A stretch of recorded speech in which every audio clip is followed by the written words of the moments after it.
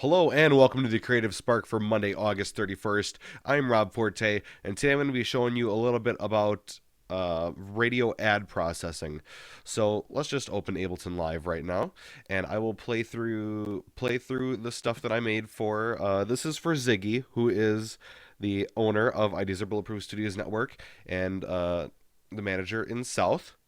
And I'll play through these, and then I will come back to you then. You're listening to Amarillo College's FM 90 Morning Show with Ziggy.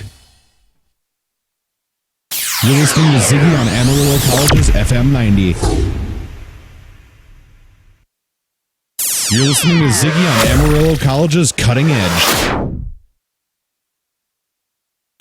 You're listening to Ziggy on Amarillo College's Cutting Edge FM 90 Morning Show. Here's another one of your requests on Amarillo College's FM 90 Morning Show. All right. So my vocal processing is pretty much the same throughout. So I will go ahead and take you through here. I've gone through multiple processes for editing my voice. So I actually have two racks that I use now.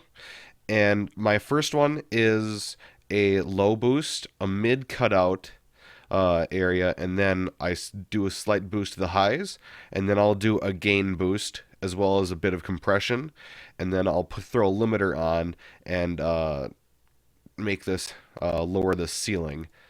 And then I found this in my presets somewhere where I have a de-esser coming after an EQ3, just doing a basic mid boost and a high boost, and then I just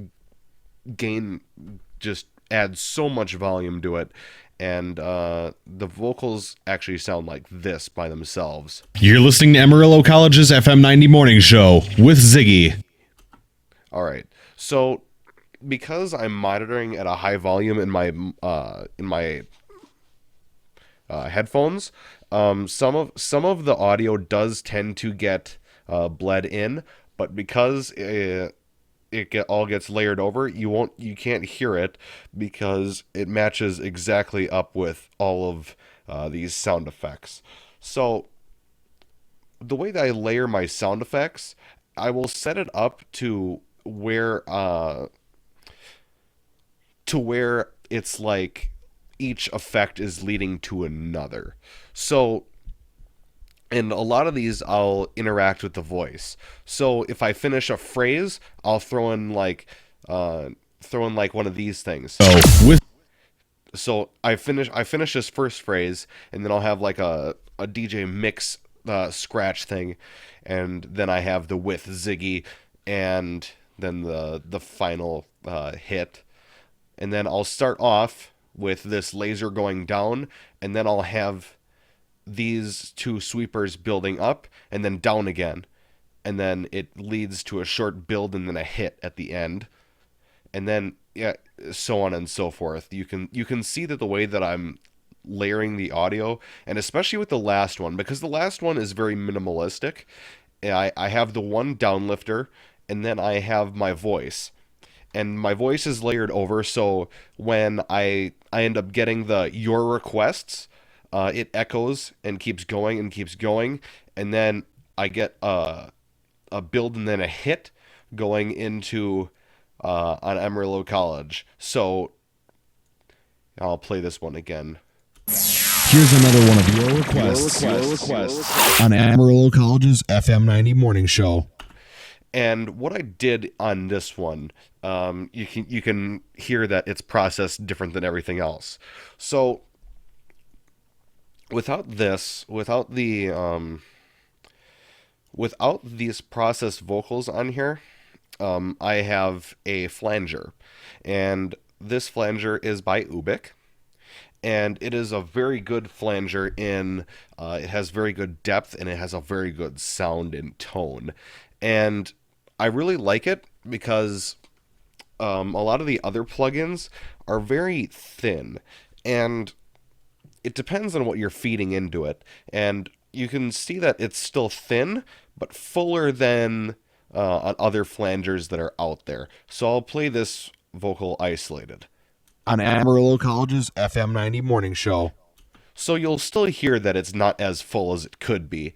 But then when I throw the processing on the vocals, On Amarillo College's FM 90 morning show. there's bass in there that has been restored, and it's a much fuller tone. And a lot of what radio is a lot of guys with big boom voice, which is very pleasing to the ear, much as many narrators and other people have that very dark timbre to their voice. So I do have a little edit in there right here. Amarillo College's Amarillo. Just that little just that stutter effect, which can be cool if used correctly. I've heard it used a lot in different places, and it's like, why did you put that there? But I think putting it right there, it's starting it off, and it just offsets the rest of it, which I feel like it adds a nice touch. So anyway, this has been a little bit of myself, how my process is when I'm creating ads, or stingers rather, for radio. So I will see you next Wednesday on the podcast, and we talk about some fun stuff. I will see you Friday for another Creative Spark, and see you later.